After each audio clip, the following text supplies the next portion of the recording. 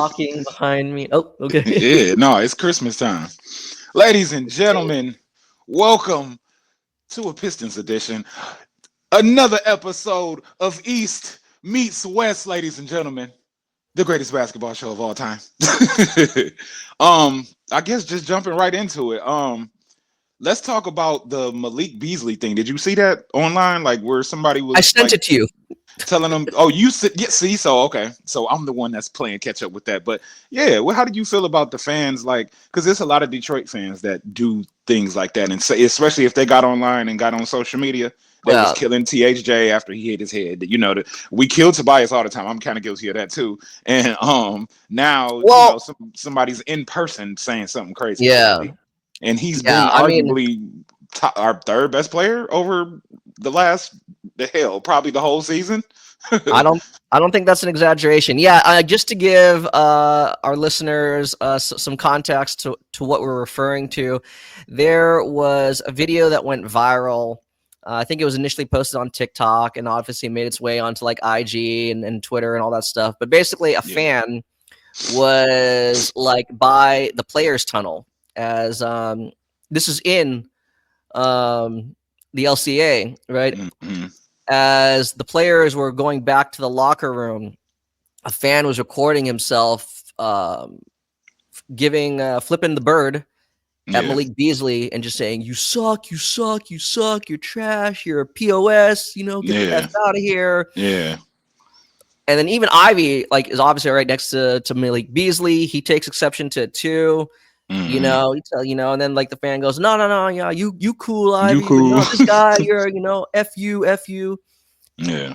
And obviously security are telling him to like, go away and stuff. So, I mean, I reposted that and commented on it. And for me, I think it's just loser behavior. Yeah. Like, I mean, like you're a Pistons. I get it. You're a Pistons fan.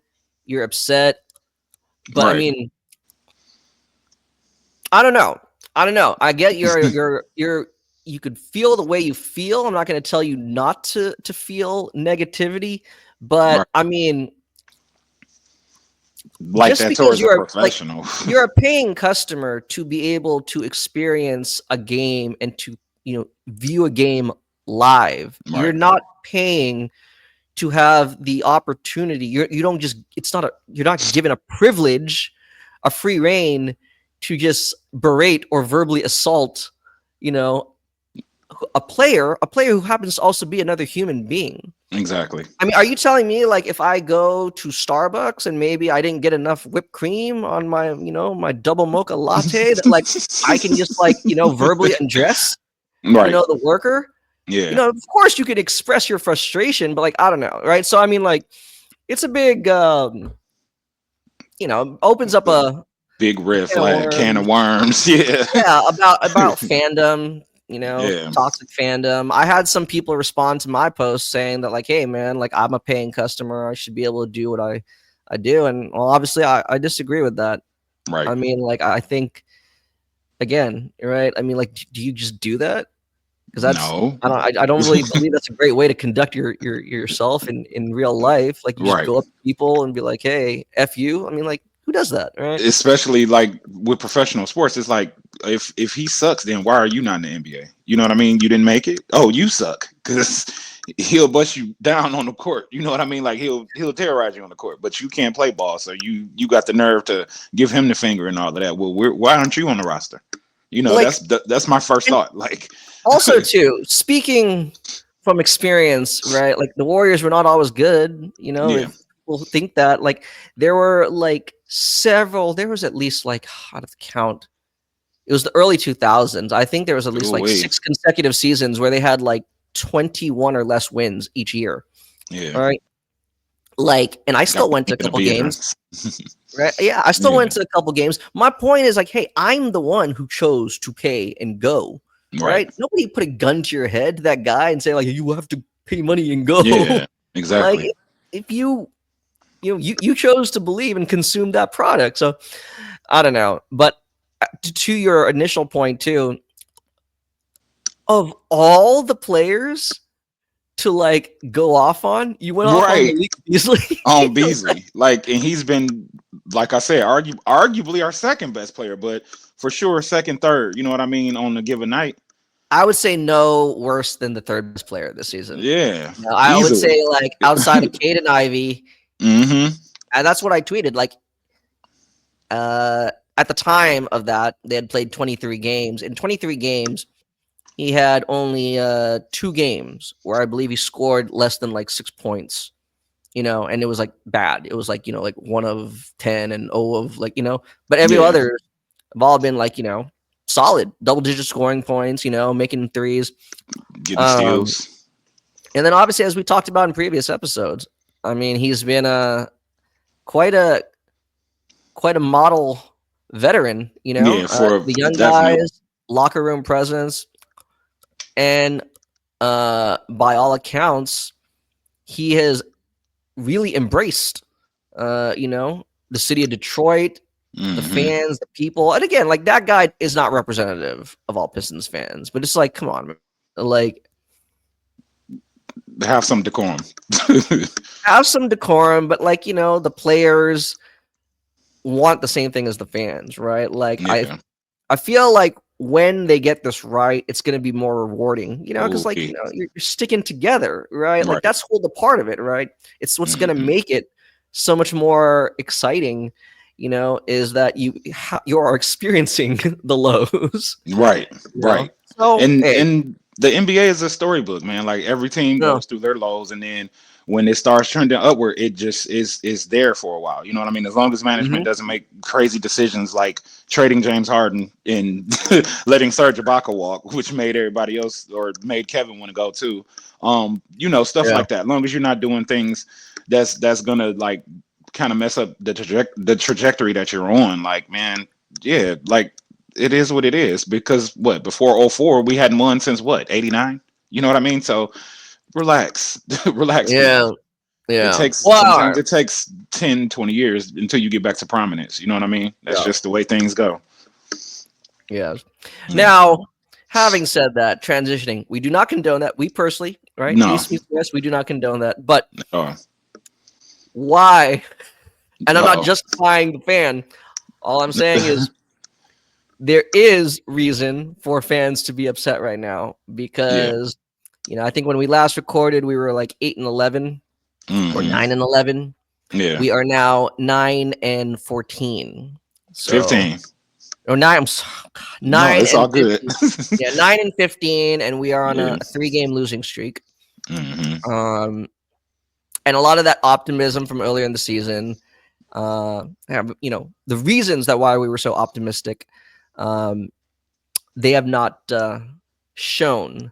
They have not demonstrated that same caliber of play in some of these last couple games. So I guess let's dive into it and kind of our thoughts about where we are and why we are where we at. Okay, so pivoting then. Okay, so Cade sat a game. Do you think that he was sitting to prepare for the NBA Cup game, or do you think it was like potentially related to his back or something like that? Because a lot of people were upset about that. Like, if you're taking it serious as a team, and you guys are trying to get better, you can't just sit out games. And I kind of understand that if he was just sitting out, you know what I mean? Like, to try to prepare for Tuesday. Like, I get it. What you think about it? He sat back-to-back games. So to me, that suggests that, like, you know, he really is dealing with, you know, some kind of nagging injury. You know, maybe it's not necessarily debilitating, but obviously it's, you know, preventing him from going 100%. Right. So I mean, like, when he missed the 2 consecutive games, like, or it wasn't a back-to-back, but he missed 2 games in a row, and there was, like, you know, a day off in between. That's when it's like, okay, this seems like it's real. It's not just like load management or giving you a day off. So I hope it doesn't linger. And having said that, if that was their reasoning, which I don't think it is, then that completely backfired. Because I mean, like, they blew it. You know, that you know, that bombed. We get cooked by Brook Lopez all the damn time. Oh my God. Yeah. We can't guard his threes for some reason.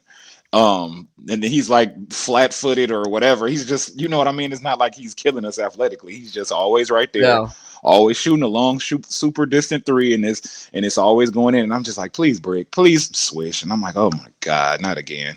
I've been watching them destroy us since Giannis got there, man, and it's been a horrible experience, man. I was there when Blake Griffin was here, and I went to 2 playoff games when we went to the playoffs, and Yeah. I love the Bucks actually, but I hate the Bucks. Like, y'all destroy us every time. If it's not Giannis dropping 40 on us, then it's a team effort. And it's not even no Chris Middleton for me to be like, oh, we had him, we shouldn't have traded him. The way everybody likes to just send him. Everybody wants to trade our Pistons. Well, he's probably available for trade now, given that like he's broken. But I mean, depending on his contract, I might consider it. Well, that's another topic. But yeah, let's take stock in this team. Where would you like to start? I guess start with Cade as well. I mean, I love what I've been seeing from him. But when I listen to the noise outside, everybody's like, we need a real point guard at the 1. You know what I mean? Like, let Cade go to the 3. And I've suggested that, but not in the manner that they like. Their intent is like, he's not the point guard. He is the point guard. He's just out of position potentially. Like, we may be able to maximize on bringing somebody in that is a ball handler that can, facilitate and let Cade get off the ball, maybe slightly a little bit more, but I really want the ball in his hands. You know what I mean? Yeah. Because I notice him when he runs a lot of his own plays, like when he's trying to score, it's a lot of standing around. You know what I mean? And it can get that way. Like sometimes they just stand around and they let him cook. And I think having another guard out there, especially if he could shoot threes, it would make the offense the ecosystem of our offense be a little bit more streamlined. You know what I mean? It'd be seamless, I think. And because I mean, if you got Ivey there, he's gonna want to drive. He's not really too much of a facilitator yet. If he's gonna develop into one, we have Tobias, but outside of that, who do we have? You know what I mean? Because Sasser's like a super, he's like a ball of energy. You come off the bench and, try to give you a scoring punch. And he will get some assists because he's so fast. But I mean, it's not like he's doing it like he's orchestrating the team. You know what I mean? It's not like he's doing it in that manner. But yeah, just start off with Cade in his position. And what's your take on that? And some Cade thoughts too. Yeah, no, we've talked about this a lot in the past, and I've seen a lot of fans have that sentiment, those types of comments that he's not, either they don't believe he's a point guard or he just shouldn't be the team's point guard. Right. I'm kind of with you in the sense that again, I'm okay. Again, if you want to move him to the 3, go ahead. He's still to me going to be a primary ball handler. Yeah. Now, what does that mean? For example, if you look just around the league, Jimmy Butler, for example, I think is a good example. He is not the point guard. However, the ball is in his hands a lot. He still initiates. He does not necessarily need to set up, guys on every play. He doesn't need to play make on every play. But technically, he is the engine of their offense. Mm-hmm. To me, I agree. That would be the ideal version of how to use Cade. Not necessarily like Jimmy, but you to just have gave me Tyler Hero flashbacks. Dang it! But no, that's the thing, right? Yeah. Tyler Hero is not a pure point guard. I mean, Terry Rozier isn't necessarily a pure point guard. They have the skills to be able to handle the rock and to make some high level reads. Right. Those to me are just the more of the guys they need around Cade. So again, if you want to bring more of a point guardish guard, yeah. Because I mean, point guardish guard. the Jamal Murray types, right? They're not pure point guards, right? They're more. But they have enough of that skill, especially too when Cade sits. They can be more like a main on ball role. Yeah. But it's more of that. Whether you want to call him a point guard or a small forward, I don't care. It's not like the ball is going to be out of his hands, right? And as you're saying, the worst thing you could do is to make him just a spot up guy. Right. Then that completely like just wastes what he does so well. You know, I think it's a, we should call up Dennis Jenkins. is he still hurt? That I'm not sure. I know he's been dealing right with I know some Clinton is hurt. injuries. Yeah. Yeah. I, Um, I think he would shine. relatively speaking, like of its if it's an in-house option, and no offense to Marcus Sasser, we'll get to him in a little bit later, but I mean, he would probably Yeah. stylistically, like he Yeah. would complement Cade a lot better than Sasser. Yeah. You know, Sasser is a scorer. Yeah. You know, I think we've talked about this before, right? He kind of fills the same role Ivey does. He's just Yeah. smaller. Right. I mean, no, you're right. Like You he's know? pretty much just like a slasher, to be honest. Yeah. He's not necessarily. He doesn't necessarily have like the. I don't know. I don't want to say the vision because even I mean he makes good passes when he's getting it going. You know what I mean? And he's had like what? Didn't he have like a 7 assist game? I want to say a 9, something like that. It was like pretty high. It was like Yeah. 7. Um, and he had like 20 something points to go with it. I forget the exact number, but yeah, that one game where he like exploded, and no, it might have been garbage time too. You know, so how much of that really matters in you know the overall like scheme of things? Like, okay, well, can you do this when there's this unit on the floor for the other team? But yeah, I mean, in house, I would go with Dennis because he plays defense too. You know what I Yeah. mean? He's like kind of crafty at what he does. But realistically, Mm. the solution is not Yeah. in house, No, right? no, And that and I speaks to can't a even bigger think of. conversation. Yeah, that speaks to a bigger conversation where you know Yeah, if you need to bring in one or two more of those types of players, and it's not going to be like I said, it's likely not going to be a free agent. You know, yeah, it's going to be have to like through a series of trades or yeah, some kind of like multiplayer trade. I mean, I know we've since the summer thrown out Markelle Fultz's name. I do yeah, believe he would help, assuming he's healthy, right? yeah, But again, right, that is like I like to call it. It's like patchwork. You know, yeah. it'll get you by, but it's not a long-term Long term, solution. You yeah, know, um, so we'll see. We'll see. The problem, though, is that like I do believe that there should be some sense of urgency in trying to acquire those types of players, right, because not having those types of guys on the roster kind of I don't want to say stifles, but it really slows down the development of the guys you have in house. There are aspects of their game they can't tap into because they don't have those types of complementary players around them. right. You know, I agree. so yeah, moving forward is something to monitor. Which is why. Again, I know Trajan Landon said, right before opening day, they're still taking the long-term approach. They're still trying to build something sustainable, Right, but I don't, unless they're getting like a number of like really appealing first round picks, I don't like the idea of just continuously being a destination for expiring contracts, like just absorbing salary dumps left and right. You right. know, Yeah, be aggressive. You know what I'm saying? Like you could yeah, still build for the future, but build for the future doesn't necessarily have to mean just keep acquiring more draft capital, right, and kicking the can down the road. Like bring in a guy now, bring in a guy now who, you can let's jumpstart building yeah, some chemistry, right? So yeah, we can come out next year at our best. So, those are things we'll look. I think next we need. week being December 15, that Oh is yeah, when players who signed in the off off season, season. Yeah, that's when can't they're get first moved. eligible, to be included in trades. So, Hmm. we'll probably start to hear some rumors because you hear like there are the teams that are already signaling that they're going to be sellers at the trade deadline. Utah, Pelicans. Toronto. Yes, Pelicans all day. definitely the Pelicans. Yeah, I've seen a bunch of iterations of their players and some big names, right? Yeah, In trade packages. So yeah, I think. But overall, Cade has been pretty consistent.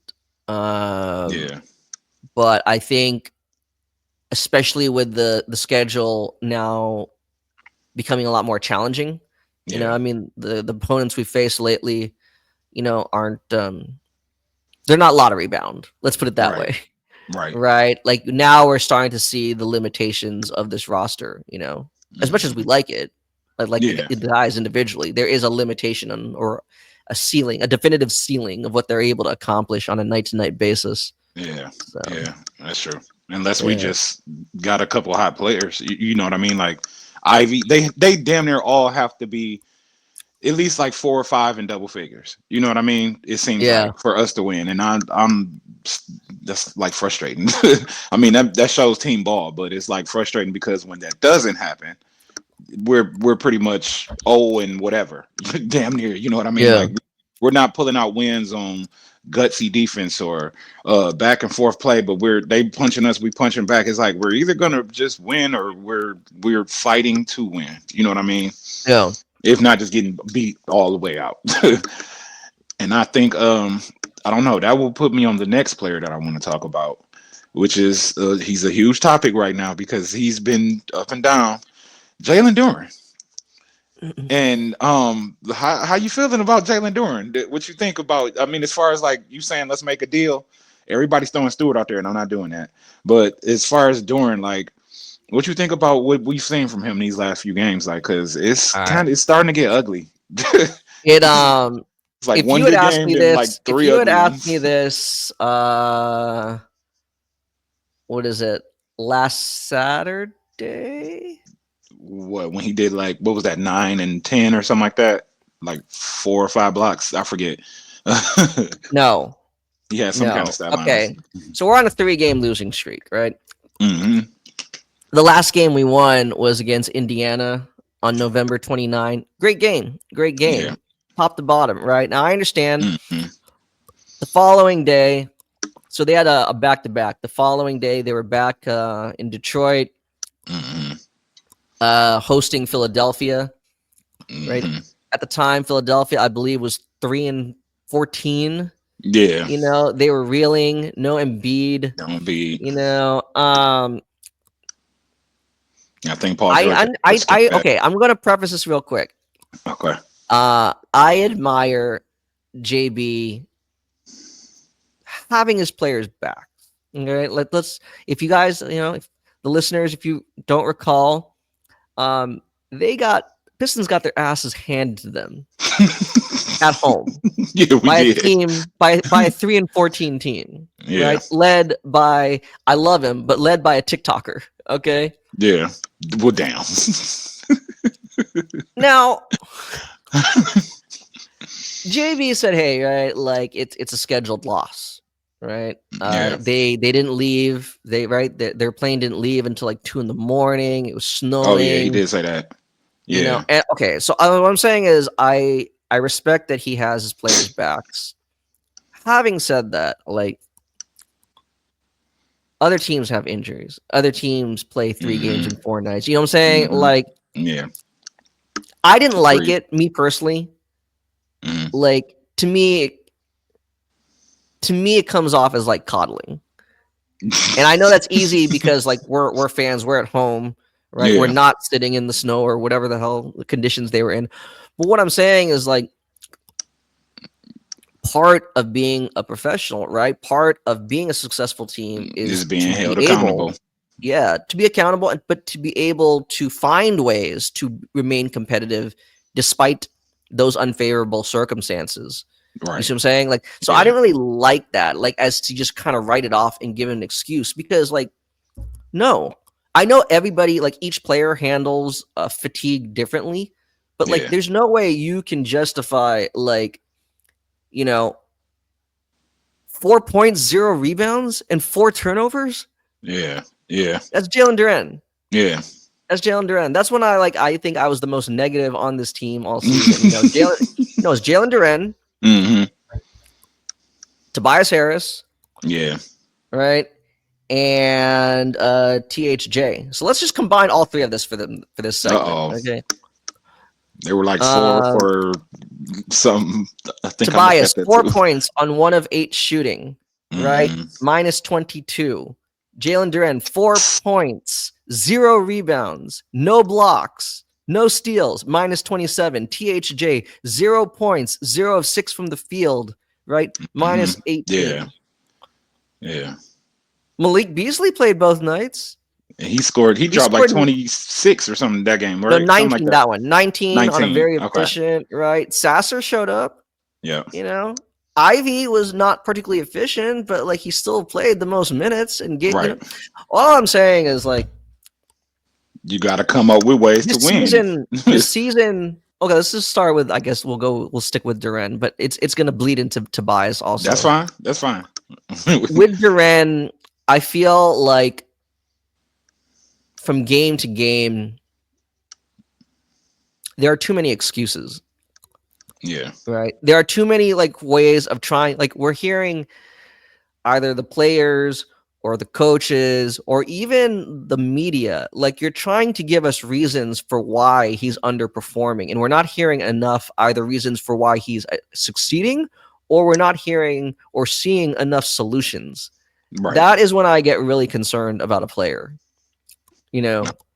And so, yes, is this a very negative segment? Yes, it is. I mean, even prior to this, we were already discussing like, well, maybe there is some merit to having Beef Stew start, instead. And since then, what has he done? He's only made that like suggestion look even better. Yeah, especially because it's like it seems like it's made Stu kind of inconsistent all of a sudden. You know what I mean? Like he shows up on defense, he's still tough, gritty, and whatnot. Yeah. But as far as like really having a overall better effect the way that he was maybe like 5 games ago and going back, you know what I mean? But now it's just like he's starting to show some inconsistencies, but when he's on the floor he's still good, you know what I mean? Whereas with Duren, man, I don't know what I'm seeing sometimes. Like if he's not getting alive, then it's just like, what are you doing? You know, you letting Brook Lopez make the reads on you, or the team is running those plays and you're the odd man out, and then if somebody's making a wing 3-pointer on you and you got to try to close out late and all that, like it's getting ugly, man. And I think we need to, I don't know who we can, but I'm kind of beginning to let the door crack a little bit on, should we move Duren? You know, I love him, but I mean, if he doesn't really fit, like, because you pulled up something on the last pod, the plus minus and the effectiveness with Cade and was it Cade and Ivey, or was it Cade and Tobias? I forget. With Stewart out there with them, and it's like if he's more effective on the floor with them, we have a better offensive rating and everything. Why is he not on the floor with this team? That's pretty much basketball. Like you're trying to build a efficient like matchup basically. So if he fits with them, why are we not putting him with them all the time? So I totally agree. I mean, like I said, I mean it's not like, I mean, obviously we would love to like just know, like, you know, like you heard players back in the day, like I don't know, I'm spitballing here, but that's cool. They're a guaranteed, like, you know, like certain guys. They're a guaranteed double. Yeah. You know. Yeah. Or he's a guaranteed like I wasn't very high on Hasheem Thabeet, but you know, like Eric Spoelstra wasn't exaggerating. Oh, he's a guaranteed like 3 blocks a game. Yeah. You know what I'm saying? Like you know, there's at least a baseline of what you can expect from the guys. And with Duren, it's like, this is why like I don't like when those nicknames like Baby Dwight was thrown around. Yeah. And I understand why, even though Dwight puts a big smile on his face, I understand why he kind of rolls his eyes at that. Because like whatever you thought of Dwight, like he brought it every night, especially, you know, like when he was younger. You know what I'm saying? Like maybe he's not always a 20 and 10, but you know, like everything he's bringing, like physicality, he's bringing force. Duren, like that's what I'm saying. Like even like last night against Boston, like you can tell there are nights where he just has no desire to really at all rough up anything. You know, like last night, man, you just get pushed around, 5 points, 5 rebounds. You know what I'm saying? Like 1 of 5, and these are all point blank looks, man. Yeah, like, you know, you're not even trying to like finish over. Like, what the hell are you doing, man? You're not Steph Curry. Why are you trying to go up and under? You know like, man, you brought up Dwight Howard. That he would, I mean, man, I would damn near sign him right now just to be like a third stringer, but come in and have some We'll tag Dwight. He's gonna love to hear that. Yeah, he loves to hear that. And have him come in and be a big vet, like a big man vet. You know what I mean? Because who do we have that's big that's teaching the players something? We have a lot of, we got Tobias. I mean, but he's more wingish than anything. We got THJ, we got Malik, but we need a big man to kind of help get our big men to understand spots on the floor, how to move here, how to, when to show, when to do this, when to do to pretty much educate them and make them better players, because them trying to figure it out by themselves over these last few years has not been going well. And it's starting to be a glaring, ugly look, really. And I don't know if JB thought he'd come over oh, well, I had Jared Allen and Evan Mobley, so you guys got two bigs over there. I can make it work. Nah, that's not the same thing, man. Because at least you're saying, with Duren, we don't know what we're gonna get. If we had Jared Allen, he might be 10 and 10. You know what I mean? Just off rip, especially the type of shots that we take. A lot of the threes and the Ivey shots and whatnot. Some of them, if they're coming off the rim, he's gonna get a couple offensive rebounds, 3-4 offensive rebounds, if not more a game, and he's gonna put them back. You know what I mean? And be physical about it. So I don't know, man, but I agree with you with the Jalen Duren thing, because I'm tired of seeing it. You. That's why they wanted to call him Dwight, because he looks like Dwight physically. You know what I mean? Yeah. And it's just well, show it, but he doesn't have that motor, man. He just doesn't. And there you go. I think that's the key word right there, right? Motor. And it's a very inconsistent motor. And I'm being very generous in phrasing it like that, because that's the thing. I'm not even saying I need you to give us, 10 and 10 night in, night out. I mean, ideally, if you could guarantee me that, great. But I'm not even asking him to do that. It's like I said, it's you said the motor, the approach, right? The tenacity, the passion, Exactly. it is definitely inconsistent. It wanes at times. If not, it's just completely it's non-existent. And we can't win like that, right? Because I could say on something paper, that'll go crazy viral right now, but go ahead. On paper. No, I'll finish, and then you go. I'm just saying, right? That's the thing. We're talking about the merits, of bringing in a veteran like Dwight Howard, and that to me just speaks about how poorly or how much Jalen Duren has underperformed, because were we being too much homers during the preseason? Maybe, but I don't think it was crazy for us to have said that one of the strengths of this team, just relatively, one of the strengths of this team should have been their front court. Yeah. And we're not getting that, because there are too many times now where he's no showing. So I don't. Yeah, and it's starting to look real bad. It's how are you no showing like this? Do you want to be emphasized more on offense or something? So you're just not showing up on the floor because we're not game planning the way that you would like, or I don't know. I don't know what to point out, except that you gotta bring a better motor. And if I want to be viral about it, I take Angel Reese right now. You know what I mean? I take Angel Reese right now over Duren. Sorry, but for all the Angel Reese haters out there, she does this rebound. At least she was rebounding. There you go, right?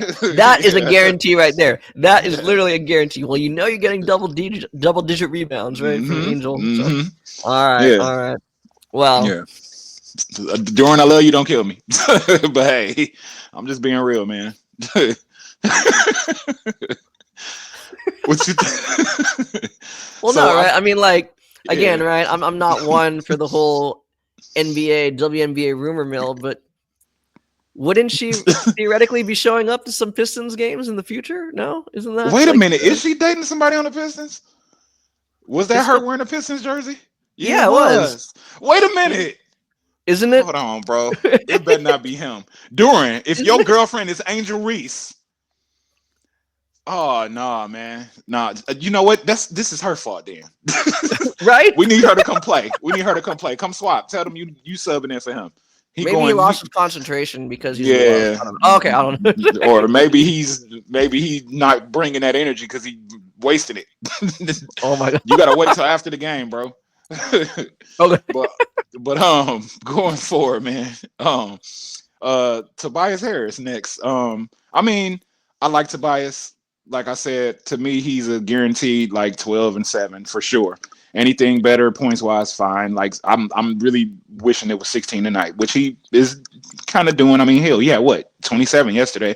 Um, but it's the games that he should show up in that he doesn't show up in, like the last Philly game. You know what I mean? Like, and Right. I forget which other game that he like underperformed, and it's just like, bro, you are in position to succeed. Like, just do you go for what you know. And I don't know. It's I just hate those inconsistencies because I seen it in Orlando when he was there. Then he came to the Pistons and he was inconsistent here because everybody was hyped, like, oh, we got Tobias Harris. Yeah, 20 today and 6 tomorrow.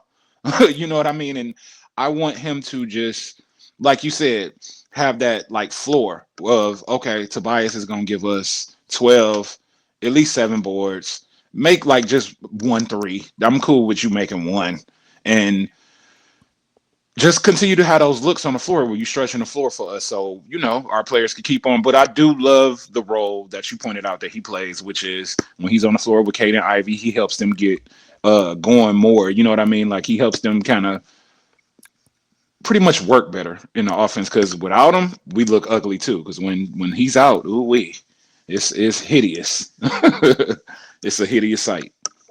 Yeah. I was pretty hard on him the other day, especially Yeah, that like that Philly game. Like I said, 4 points on let me pull up that game log. 4 points on like 1 of 8 shooting. yeah, yeah, But after that he rebounded in terms of like a bounce back, I should say. yeah. But both Bounce he was back in. also physically rebounding. Yeah, Against Milwaukee, even though they lost, right? 16 points, 5 of 10 shooting, 2 of 5 from 3. And then last night against Boston, which again, you don't get a win for good effort, but I like they yeah, seem to look more like the team that we were happy about, yeah. even when they were, whatever it was, like 6 and Down. 10, you know what I'm saying? Like we were still Oh, pleased. Yeah, when they were 6 and 10, that's right. Like we were yeah. still pleased with the way they With the looked. Or no, effort. they were 6 and 8 at Hmm. their best. You know what I'm saying? Like Yeah, you could tell, like they remember how we said earlier through like their first like 15 games, there's really only 2 where they just got blown out. They never looked competitive. And, yeah, hindsight, being 2020, losing to the Cavs at the time, losing it to the Knicks at the time, doesn't look so bad, right? It's like, okay, yeah. these are some of the top teams in the league. Right. Um, so, I mean, he's definitely, with the exception of that Philly game, he's kind of found his shot. Like I said, I'm trying to be a little bit optimistic these last couple episodes. Yeah. He's up to 14.1 points per game, 6.8 rebounds, 2.4 assists, Yeah. 44.7 from the field, 34.6 from 3. Right. Okay. So I mean, he's definitely trending in the right direction. And I'm still with you. I said it, during the summer, like if we're envisioning what his biggest benefit of the team is, it's to, help elevate Cade and Ivey's play, Right. right? To kind of help set them up, so again, they have guy, right? He can allow them to have multiple looks in any given possession. He is doing that. Yeah. But as we saw in those 2 games that Cade sat out, I was partly the reason why I was so disappointed was Ooh. that is also why you were brought in, Right. right? Is to be able to serve as like that, scoring, not just a scoring pop, but someone that they can turn to if Cade or Ivey miss time. And he Hmm. obviously, he didn't do well at all, so Right. want to see more of that. I need Yeah. to see more of that. And that's what I mean. Like I think he's maybe not so much yesterday, but it seems like prior to that, he's looking to get guys going a little bit, you know what I mean? Yeah. And play his role. But it's just like, bro, we know what you're capable of. So go ahead and become the second option. Go ahead. Like Ivy's out there. He's gonna be a close third. Like, but we gotta have an ability to switch it up. Like it can't just be Cade, Ivy, and then whoever get in where they fit in. You know what I mean? Yeah. Like it could be some games like it was. It was like Cade, Tobias, THJ, damn it, Beasley. It was Beasley, like one of the top scorers and whatnot, and like in a lot of the action. So it's like, man, just bring to the table like everything. Bring it all to the table, you know. And I Yeah. don't know. I don't I know if that's mean, coaching or what. I'm not sure, but I you don't know, know. Gore, I understand it, right? You don't want to be if you're Tobias, right? Like any veteran player, any Yeah, smart veteran player, you never want to try to force things. yeah, But I mean, you should be kind of like, I don't know, a little cognizant of, at the very least, like the lineups you're a part of. right. Because when, other than the starting lineup, right? Once you start substituting guys, right? Their Yeah, rotation pattern, more often than not, he'll be playing with one of Cade or Ivy, not necessarily both, yeah, right? He should feel empowered. He should feel confident to be no worse exactly, than the second option, exactly. right? Yeah, And hey, I get it, man. Like, Beasley's on a heater, yeah. and just because even Going though I crazy. was mad at him that one day when THJ went over, I mean, like, you believe his body of work suggests, right? Feed him again, he's gonna make the next one. Yeah, But I don't know, man. I don't need to see too much like side pick and roll with like beef stew and yeah, Tobias. I don't need to see you setting up a SAR for like a pin in. You know what I'm yeah, saying? Like, yeah. no, man. Like, no. They're supposed to be setting you up, not the other Right, way around. exactly. And that's You know what I what I'm mean. saying? Like, I don't know if they're like educating, if they're going through like some educational phase where they're trying to get the players in those actions so they can understand how to operate. But it's like, bro, I mean, I know I want the most right now. Like, I want a winning record. I want you guys to win. I want you guys to show up. But I guess this is the damn. We just got to deal with it right now until they learn. I guess you know what I mean. Because Yeah, without them, we're not this good anyway. So I yeah. don't know. I'll just assume that that's what it is. Like he's educating. He's in those actions, and they're running things. He's teaching them how, and he's showing them. Here, this is where you could be for I this think and that. he's And definitely being a positive influence. yeah, In terms of, like you said, helping development, helping seeing the game, yeah, you know, in a more veteran mindset. However, like on the on court, like there yeah. is a lot, like you said, there's a lot more that he himself can do, It you is know. because Yeah. I So haven't seen this Tobias. It's almost like he really is like another, or I don't know. I guess I just truly believe that's what he's doing. He's helping educate them because I didn't see this Tobias in Philly. no, he definitely is. But like I said, in game, if you're not paying attention to, I mean, and we're not even privy to all the behind the scenes work. Yeah, But if you're only, let's say you're like a fan, I turn on the TV and all I care about is the game. I want to watch it, we yeah, entertain. Do we win or do yeah, we lose? yeah, Then to me, it comes off as he's being passive at times. yeah, And yeah, that can be problematic. I think that is that's a yeah, fair criticism, you know? yeah, So we'll see. We'll see. yeah. But Did moving we on. did we touch on Ivy yet? I We don't think we did. Well, I mean, we scratched the surface. It's not too much more. I mean, he's been looking good. He's had some inconsistent games too. But like you said, when we were talking about like Duren, like at least Ivy is showing up. You know what I mean? He's yeah. actually like pressing the issue. And I like that step back three he made the other day too. Like he just stepped back twice, and I'm like, oh, we're doing that now. Like this didn't exist in your game last year, bro. Like, okay, let's do this. But I love his aggression. I just if we aren't going to get another like primary point guardish player, Ivy he has to take another leap. You know what I mean? And yeah, he's been showing some scrappiness on defense and whatnot. Um, Active hands and stuff like that. But I he needs to, for this team to really like make the next jump without that point guardish player coming in. He's got to be the one to take that responsibility. Yeah, I believe. You know what I mean? Yeah. So I think that's just the next step in his game. Like, okay, you're learning to control your speed. Can you learn to control the entire like pace of the game, the team, and pace us and like control the game? You know what I mean? Like that's the next step to me because he's showing like flashes of his shooting right now. Like Yeah. shout out to Fred Vincent for real. But yeah, like that's just the next step. It's like, okay, so you slow down, your game has actually slowed down, but as far as like how he sees the game, like the game is starting to slow down for him. You could tell his confidence is high, but it's like, bro, okay, act like Cade is not the primary and you are. Like, how's the team gonna run? Because we've seen it when Cade's not here, and it's not pretty. You know what I mean? So I just feel like, and then that's another reason why I feel that way, because suddenly if Cade goes down, then what? You know what I mean? Like, who's our? Oh yeah, he's for sure gonna get the team going. Who is that? Is it Ivy for Yeah, you? I mean, it has to be. It I has think it to be. has to be. I think really like both short term and if you're looking at like a big macro Yeah, perspective, right? I mean, that's the whole point in terms of like development. yeah, Um, like at least let's try to see like how to what extent he can do it, try to improve that. But right now, no, like there isn't. And that's actually the thing too. Even when it was just Cade, when Cade sits and you have to insert somebody else in the lineup, that's when the entire rotation gets really messed up. So I was hmm critical of JB on this one because to me, I think there's just certain lineups that they have to avoid. And I understand what he was doing. So okay, let's talk about Ivy.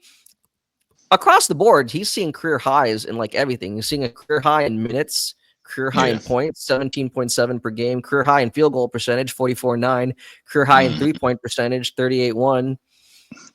Yeah, career high in rebounds and assists, 4.2 and 4.3 respectively. That's amazing. So, and a steal per game too, for good Yeah, measure, yeah. Active hands for Um, sure. in terms of the stat sheet, it's looking good. Things are trending in the right direction. I'm with you. I think really the biggest step in his development was more just shot selection. Yeah, Like I said, I'm not trying to uh, minimize his growth this year, but to me, like he's doing a lot of the same thing. It's not like I haven't seen him like add any new moves to his right, bag. It's just right, he's starting to pull back on some and emphasize Mhm. others, right? Right. Like I said, getting to Mhm. his sweet spots. That's great. But yeah, like we said, those 2 games that Cade sat, or however many is now, 3, Yeah, you see the limitations, his own individual limitations and the limitations of this roster. yeah, Uh, JB went with, okay, let's make it a more heliocentric lineup. Ivy is the guy. He's the man, right? Like right. he's gonna handle the rock and play make and score. That's a lot to ask of anybody. Yeah, But in order to do that, right, because you want to be able to still give him the opportunity to drive the lane aggressively, you yeah. try to put more shooting in the lineup. That's all you did. Like you just cannot play. You cannot play THJ and Beasley for long stretches. No, Like it's a no. disaster. And we'll get into that. If you thought our defense was already bad, oh my God. This is like anti-defense when the two of them were on the court together. You know Yeah, what I'm saying? Like yeah. it was all actually no, it was this is what I'm saying. Like I know we had limited options, but my God, dude, like I'm already saying you cannot do that. Okay. There's no way, like it's almost criminal. Like JB, you should find yourself, right? How did you put like Beasley, THJ, and Tech on the floor at the same time? Like that Right. cannot happen. You know what I'm saying? It's anti-defense, man. Yeah, it is. You're It basically is. rolling out the red carpet for the opponent, you know? I mean, I feel like So maybe sit probably Hardaway and let like Ausar come in with like a Ivy yeah, and Beasley lineup. You know what I again, mean? yeah, like I said, I'm understanding that like Asar just came back, he just rejoined the lineup. Obviously you don't want to put too many minutes on him all at once. Yeah, And maybe you need scoring because we're playing from behind. But it's just like, yeah, man, like I get it, right? If a loss is a loss, like whatever, go for broke. But like to me, you're not really gaining anything from that. Like each individual player, right? Like to me, you're experiencing more failure. You're experiencing like this is something that I'm never going to see this when I'm in a successful setting, right. So I don't know, but maybe that's just overthinking, but I mean, not necessarily. yeah. Yeah. I think But at that's the very spot on. least, it just, again, it speaks to the types of players that Trajan needs to find to surround our main guys with, you know. Yeah. And again, it's not cool if we're having to look for a center, you know.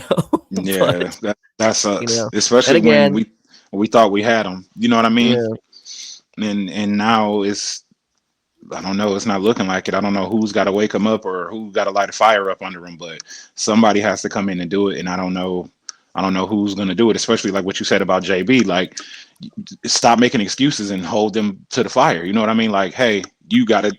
It's your responsibility to go get them boards, crash, make the right pass, finish your shots at the rim, like that type of thing. Like, it's just about that time, man. Like, because if we're gonna try to stay close to 500, it's time to do that. Like, to start holding their feet to the fire. And hell, I think we need like a Drew Holiday-ish type, maybe even Marcus Smart. You know what I mean? If we're thinking guards, and for like a big, it would have been nice if we could have had who's in OKC, Hardenstein. yeah, That would have been yeah. interesting. You know what I See, mean? again, like since he's come back, I don't know, he's played like what 5 or 6 games, and Hmm. every media outlet will tell you like, oh my god, right? Like Yeah, he's like a 15 and 10 yeah. every night, which is Every great. night. But I don't even like that's what I'm saying. I don't even care if he was like 7 and 7.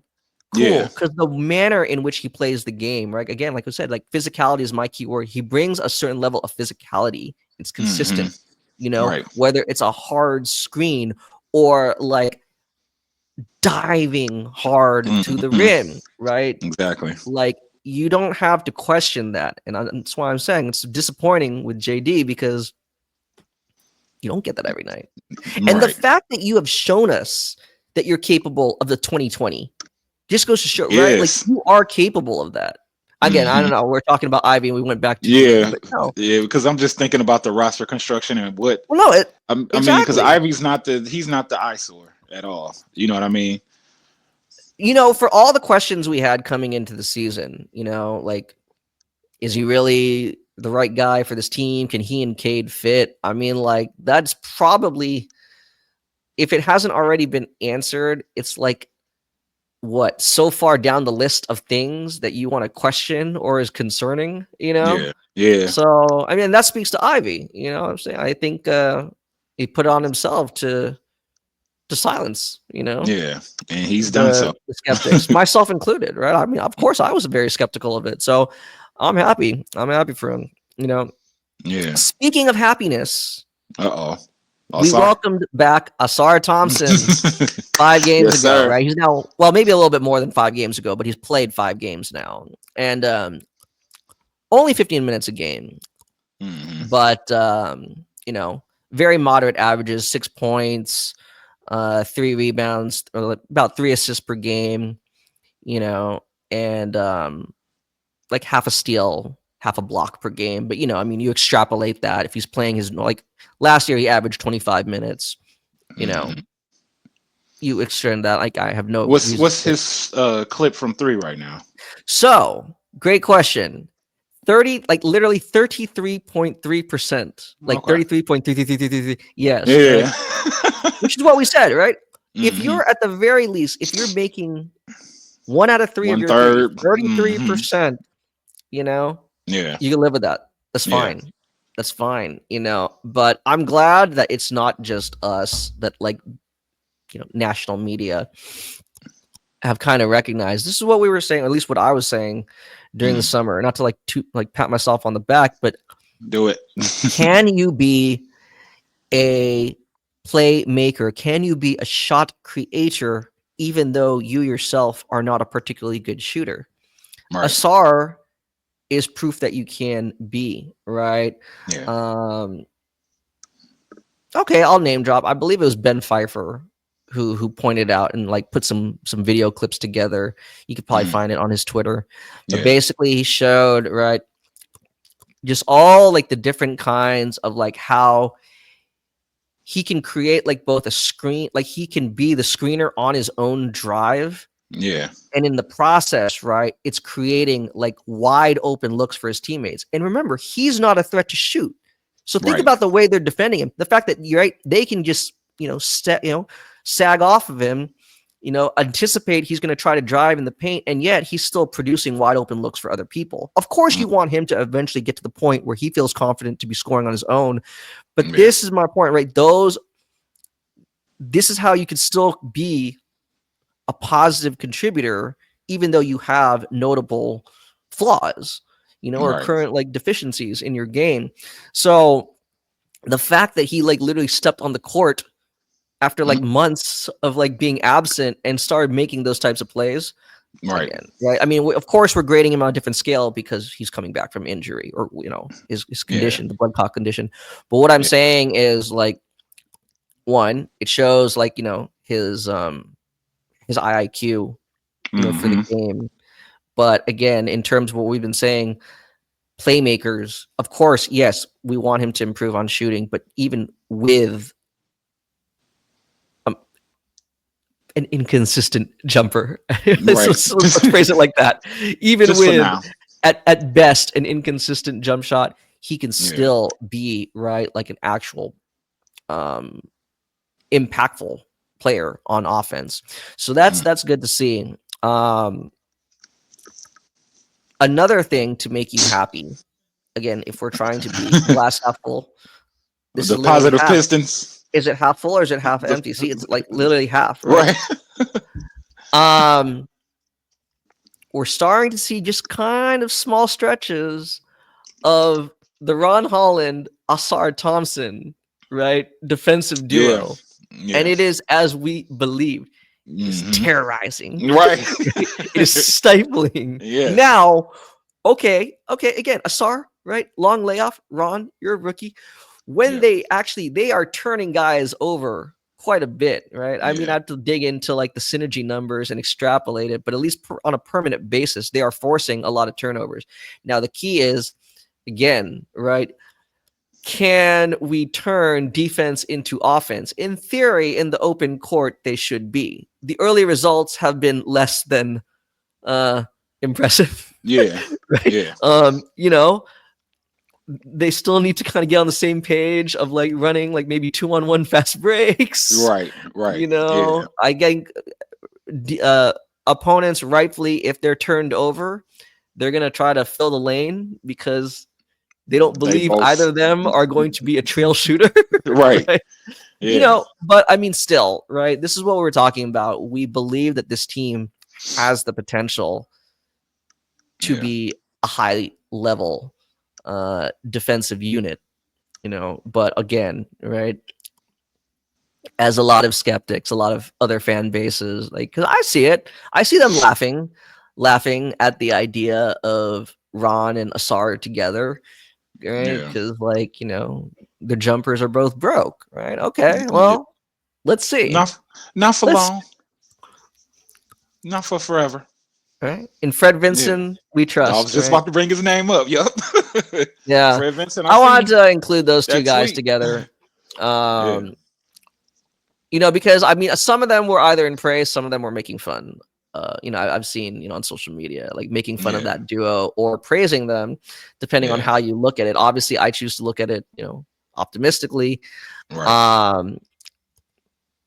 Because not to make it a lazy comparison just to Ausar's brother, but what do they call them? The Terror Twins, right? Amen plus Tari Eason, right? The two of them come off the bench together, and they're like they've been like a stifling, right, like defensive unit, like on a permanent basis. Their defensive rating when the two of them share the floor together is crazy. Okay. Do I believe Ron and Ausar can do that? Yes. Right. Yes, all day. I have no right now. Again, it's just getting the minutes at this point. You know what I mean? It's just a matter of minutes.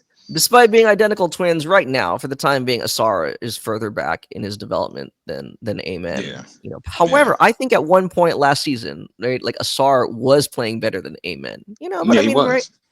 minutes, roles fluctuate. I don't know what Yeah. Monty did, like just not playing I think Ausar. he started Ausar, and then he started like shaving his minutes. And I think he brought him off the bench at some point. Like it was just a lot going on. Yeah, Like that's what I'm saying, right? yeah, Yeah, right because now Asar's he playing started catch out up. looking like a rookie of the year candidate coming out the gate. I agree. Yeah, I agree. like at least You know, top three. You know, not to disrespect anybody. That's you know that won and that was ended up second place, but he was up high on that rookie ladder, and then he just slowly started going down. you know, And I think I remember. I think on that other podcast you and I used to be on, right? I said then that Asar, like when Amen, again because of injury, right? What Sengun went down. I can't remember who else got injured with the Rockets, but it created an opening for Amen to get extended minutes yeah, last year with the Rockets. And I said, it goes back to like whole pre-draft analysis. Oh, is Amen a point guard? Is he a shooting guard? yeah, And when he took off, what happened? He ended up playing the way Asar had been playing yeah, before Asar went down with his blood clot issue, right? Where mm, he's like this kind of combo forward, right? Like this yeah, crazy, like do it all utility guy who is hmm just like, he crashes the boards, right?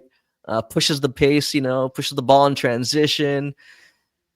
Yeah, I mean, again, it's lazy because they're twin brothers, but I mean, no, I think there really are similarities in their game, and I think Asar can tap, right? I think he can do a lot of what Amen is seeing a lot of success with right now. It's just, again, like you said, he just needs to get the minutes, get the rhythm get the back, minute.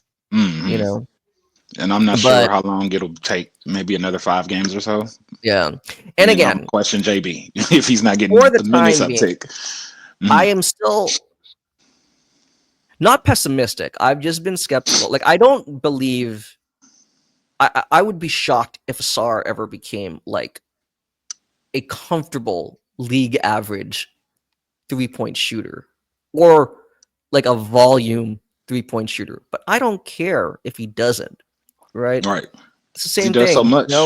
Yeah, exactly. Right? Like that's cool. Right? For the time being, they're not going to Right, defend you. right, They're not closing out on you. Right? So no, he looks more comfortable. He looks. There was like one. No, I think that was Ron. But what I'm saying is right. Like he's not hesitating. yeah. They're gonna give you Especially time. what was that one game where they like we got the offensive rebound like twice, and then we kept giving it to him like to shoot a three. Yeah, It's just like go on and throw it up, like go for it.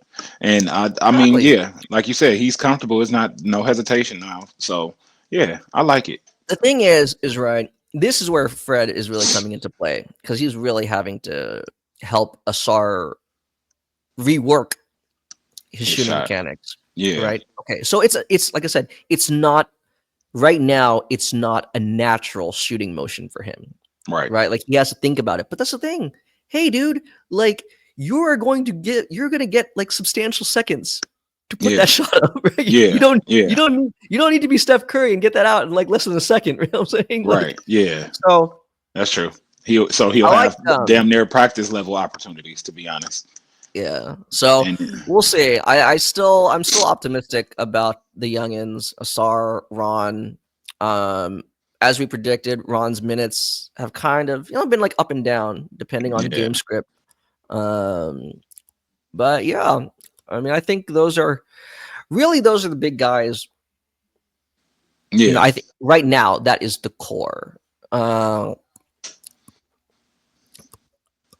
I guess before we sign off, a couple of names, Pistons popped up in like, I don't want to say trade but rumors, trades like like the different social media, media stuff.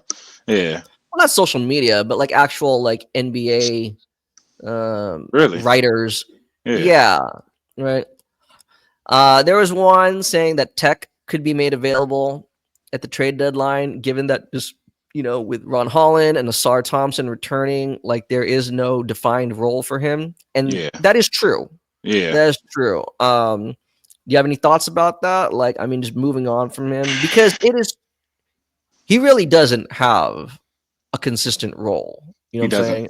Yeah. So, I mean, I don't know. I don't know what you think about that. that's tough because he's still getting better. You know what I mean?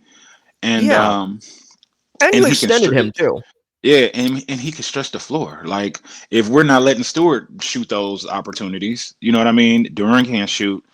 Tobias isn't making it at a high clip, so he's actually valuable because we have a power forward that can stretch the floor. You know what I mean? Like if it's like, oh, end of the game, down by 2, uh, you know, put a shooter everywhere on the floor, he would be in consideration. He would be on the floor actually if I had to pick. Yeah, But I mean, like over. I mean, I trust probably him more than Tobias damn near. As long as he's not taking a dribble when you get the ball, just put it up. Because I won't forget that one game where he took that dribble in the corner and then pulled. It's like, Tech, you got that shot, man. Just take it.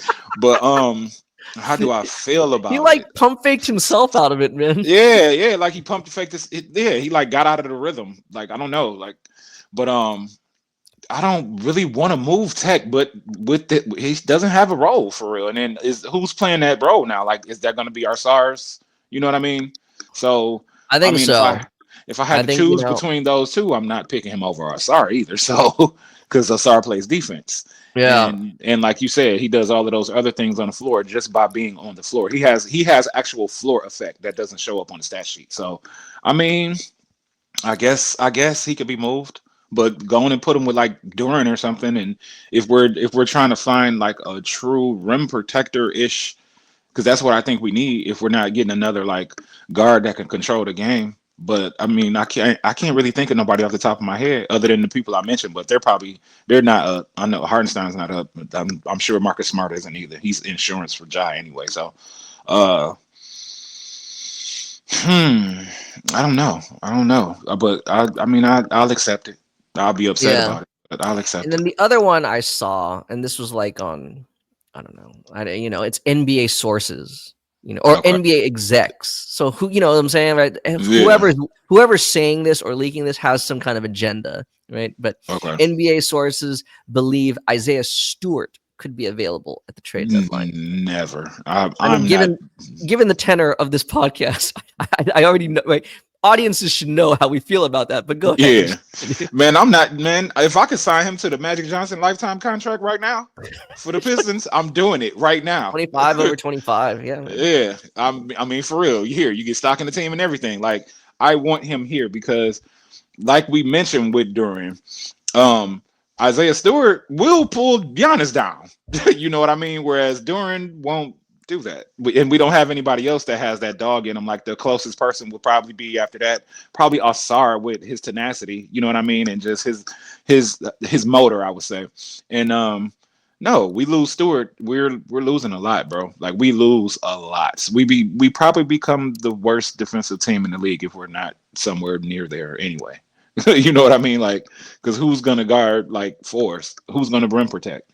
Truly, unless Duren wakes up. But we've been waiting for that for how long now? I mean, I just don't see a team that needs like a big, because a lot of these reports are coming out because of teams, right? Like, Maybe Phoenix. like teams that want to go to the playoffs Yeah, need a big man depth, right? yeah. But the whole point is like Maybe the to me Lakers too. there isn't any appealing draft compensation that Right. makes it worth it, at least for me, right? So let's Yeah. say you just said like Phoenix, or let's say like New York. Yeah. So Or what? LA. Phoenix, I don't even think you have your picks, right? No, But I even don't if you think so either. did, it's a late first rounder. Same thing with the Knicks, right? It's a late first rounder. I don't want a late first rounder does not make up for Isaiah Stewart. No, You know what I'm saying? Like it just, no. I I need don't two think, firsts, and they need to be top 10, yeah, or some other young unprotected. player, some really good young, like some really appealing young player, Yeah. you know. Who do But you have him? Well, not for Stewart, but I mean, if you had to just create something in your head, who I won't say shipping them out, but who incoming would you think would actually be impactful that you think is actually or will be available? That's like realistic. You know what I mean? short term or long term? Long term.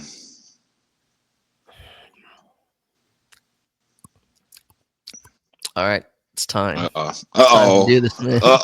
Khan's corner, Right. ladies and gentlemen. It's time. Conrad's corner. Uh, I think again we've kind of floated this idea out in the summer, Okay. but I think.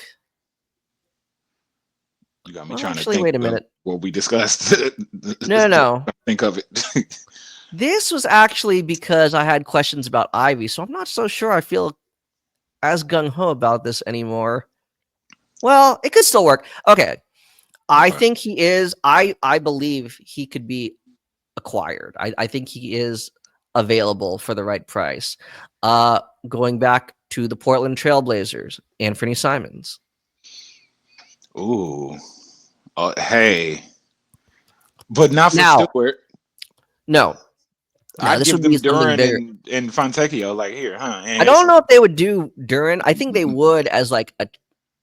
They know there's inherent value Yeah. in Duren. No, I mean if you could like, if it's like draft compensation and like Tobias, I'd do it. Yeah. If you need to make it a 3-team trade and send Tobias to a playoff contender, go ahead. Or allow Portland to make that corresponding trade. Like they'll first absorb Tobias and then they'll flip him again for more draft picks. All I'm saying is, remember when I kind of first floated that idea to you in the summer, that was if we're trying to find a better pairing with Cade. Yeah. So in place of Ivey, you could convince me to. You could sell me on an idea, or maybe I can sell you on an idea of Simons, Cade, or Simons, Ivey, Cade. That would actually trio. And right? then Cade can be slotted at the three. There's your Cade at the 3. Yeah, I mean, yeah, right. The hypothetical, because it's like Luka is he's like the 4 or something, ain't he? Like positionally, and he pushes the ball. LeBron, he was at the 3. He wasn't at the point guard. He was pushing the ball. Like Cade will still be the point guard. You know what I mean? It's just positionally, we need that spot to be filled with that actual type. You know what I mean? Yeah. And Simons would be perfect. That would be perfect. Him and Ivy would be running damn circles, man. I think I mean it's still the thing is like it's still a roster, it's still a work in progress. Yeah. Right. So you can say like, oh, but then like, you don't have this, you don't have that. Well, whatever. We're still building. I like the idea of those 3 together. Put Ausar in back as the starting 4. Yeah. And then whatever, Duren or Beef Stew at the 5, whatever. I'm more open to this idea now. I don't think. That allows for development as well. There is. Now, if you want. This one I think is more aggressive. I'm not sure. I mean, I'm sure you've seen the name float around. I think BI. Oh yeah. I'm starting to come around on the idea. Now, if I would send Duren to the Pelicans. And I don't see them saying no, because who do they have? You know what I mean? They're in search of the right type of big to pair with Zion. I'll send them. Is that the right type of big? I don't know. You figure it out, man. Yeah, I'll send them. Hell, hold on. Let's get this trade machine going real quick. Let's see something, because I'm all for that. Like, Zion needs to not be playing the center. He doesn't need to be point center. You know what I mean? And that's like wear and tear on his body. Hopefully he's back in 2 weeks. We'll see about that. But it's just like you guys you don't want to extend BI. You need a big. And it's not that you don't have a good foundation there, but you guys are worse than we are right now. So what you can damn near feed Duren and make him like, maybe that's what Duren needs anyway. You know what I mean? He needs to be in a situation where he's damn near the second option. Because when Zion gets there, it's gonna be Zion. But when Zion is on the floor with him, and Zion's bringing all that attention, Duren's gonna get those easy buckets. And in the meantime, and in between time, you can just feed Duren like, here, you big, bro, you big dude, go do some of the ball. You know what I mean? And let him develop more, because we do have a team that's kind of built where it's like, okay, Ivey's got to develop, Cade's got to do his thing, Tobias is over here trying to educate you guys. Like, we have a lot of pieces that need to get further along. And maybe that's what it is. We have a logjam of developmental players, you know what I mean? And then we have the Tobiases and Beasleys and THJs, Fontecchio not having a role but needing minutes, and it's too many people that need minutes. You know what I mean? So maybe it's time to have less be more. And I mean, Bi coming in would help everything because he will be another scoring option as well. You know what I mean? Scoring, and again, going back to the keyword playmaking. Yeah, You know, yeah, again, right? Like how. I mean, I'm not saying like we need to be a carbon copy of like the Suns or anything like that. Not that they're necessarily the model team, right. but you know, the Suns, the Celtics, hell, even like at their best, like the Raptors, right? Like there are multiple point of attacks. You Right. can't really double. You right? I'm saying like, and make no mistake, the Raptors are also like in a work in progress, right? But what I'm saying is, right, they got quickly, Scotty Barnes, Yep. RJ. You see what I'm saying, Hmm. right? Like there is no opportunity. Like you are really gambling if you're gonna try to like double early in a Double. possession or try to Yeah. blitz, right? That's Yep. what I'm saying, right? If you got like another guy like Bi, I would rather go for like a guard or a wing. You know, if they're looking to make a trade. Now, this is again, I don't know. I don't know what Trajan's thinking. You know, or because I think there are there will be these opportunities. You know what I'm saying? Yeah. Like where there's smoke, there's fire. I do believe that these players are going to be available if they're not already. It's just a matter of, you know, how much are you willing to give up and does it fit whatever our timeline is or Trajan's vision for this team. Because there's a lot of other players too that could be available. Like, but again, short-term options, which could Yeah. help. But I Yeah, mean, like, but yeah, I'd rather like start put gluing. yeah, I would just like, well, I guess what I'm saying is like, okay, like for example, I like Dennis Schroeder. I like him. I I like was the gonna say identity, him. That's when I just had my aha but moment. he's an expiring contract. Yeah. You know what I'm saying? So I mean, like, Yeah. what we want to push for that play-in spot? Okay, Mm, okay, but I mean, like, I'd rather save whatever draft pick we would have to give up for yeah. Shooter, even if it's a second round pick. I'd rather save that and like throw it in to a juicier offer for, you know, a more impactful player, you know, like that we just named. So we'll see. Man, We'll see. that's it would be nice to get Bi. That would put us at least offensively for sure on Yeah. another level. And then we can let the defense figure itself out. You know what I mean?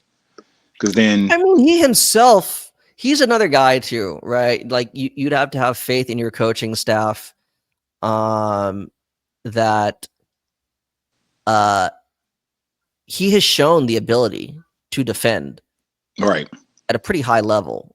It's just again, it's it's inconsistent. right. Like he picks and chooses when he wants to be a good defender. He So that's got the a thing, lot of right? fire in him. Exactly. Right. And Yeah. I know he's like a very you know, Calm. calm, yeah, a very Yeah. smooth operator. He's Let's put it like that way. calm. You know, I'm you trying to kind get of this wonder damn sometimes if he's alive. You know what I'm saying? So like Bi, are you here?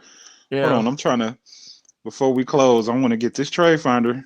I had to damn make it desktop view and all of that. Trying to see here if it's even like doable. Now why they not letting me switch the team? Okay, there we go. Where is I think he? it is. You can cobble up enough Ooh, salary. 36 million.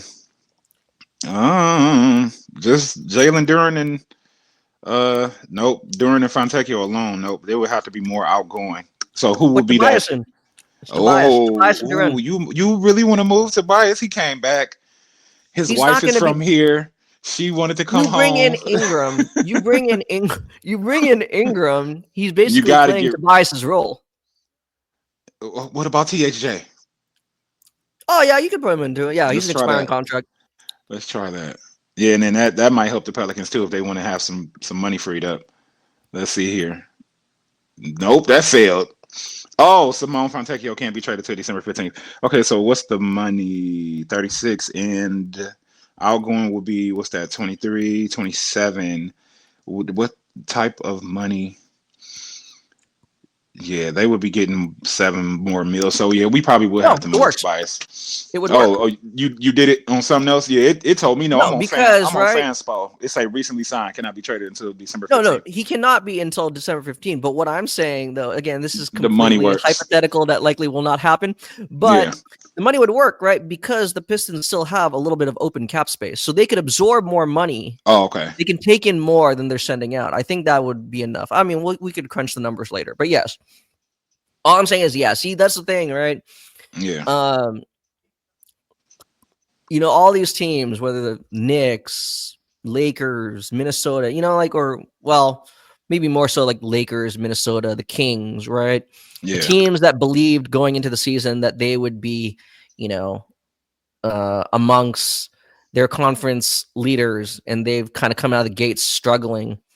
They're the types of teams looking at the Pistons, right? Believing that, hey, right, like you're looking more long term, we're looking for something short term, like maybe we can get something. So okay, you know. But at the same time, yes, the Pistons are looking long term, but that doesn't necessarily just mean hoarding draft capital, right? You have an opportunity, right? Because that's the thing, right? Like as OKC is showing, right? I believe like in this upcoming draft class, they have at least 3 first round picks, but they don't have room for 3 more rookies. Right. You know what I'm saying? So I think you don't want to just throw away draft picks, but you can be calculated in consolidating them. You know, and I think that's why we brought in Trajan. Right? Yeah. And he has a good history of being able to find ways to maximize draft capital. So the last question before we close will be: should we make a move like that? We would basically be cementing whatever we have at the time, because we're going to extend him off that deal, right? You know what I mean? Like, so who? Oh yeah.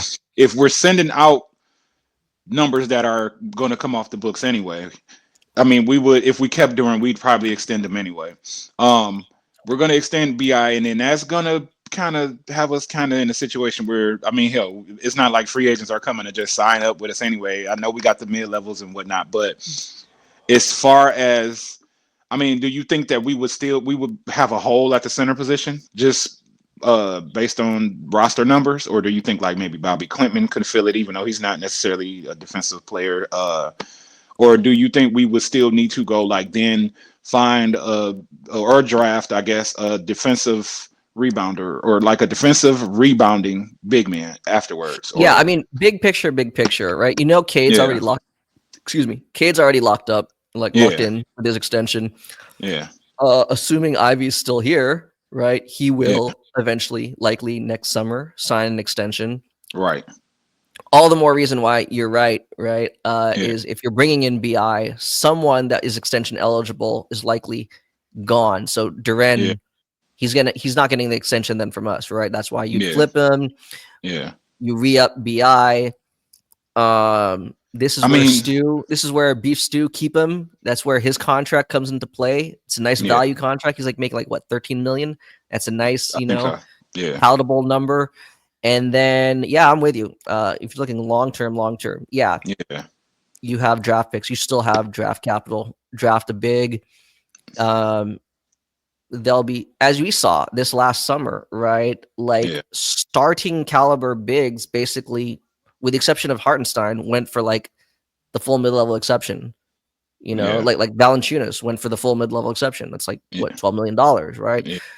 We'll have these exceptions available to us. We could go that, because now at this point we've fortified the wings. To me, it's harder to find wings. Yeah. Right. Yeah.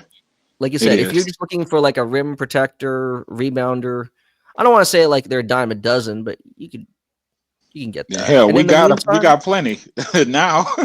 Yeah, in the meantime, I mean, like, do whatever. Call up Tolu Smith, and we're good, man. Call up Tolu. Hey, I mean, he might have more motor than. Right? Let me stop going at JD, man. But all right, y'all. Hope y'all enjoyed the episode. When do we play again? Like tomorrow? It's a good question. I know for sure we'll be coming with a W episode for the WNBA listeners out there. So look out for the draft tomorrow, 6:30. Look out for this episode. Make sure y'all follow us. You see the names? Yes, you see our Twitter handles. Make sure you follow at EMW_pod as well on Twitter. And subscribe, man. And then again, we're also back on Spotify, iHeart, Apple. So if you want to just listen to us, you know, you want to move, you want to go, you can't sit and watch. Yes, go to YouTube, like, subscribe, please. But it's also available wherever you listen to your podcast too. So yeah, appreciate y'all. Take care. Take care.